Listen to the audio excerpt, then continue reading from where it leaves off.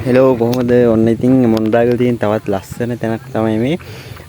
ඔයගොල්ලන්ට පේනවද මෙන්න මේ බෑවුම ওই බෑවුම උඩින් වතුර වැඩි කාලෙට වතුර දානකොට මාරම ලස්සනයි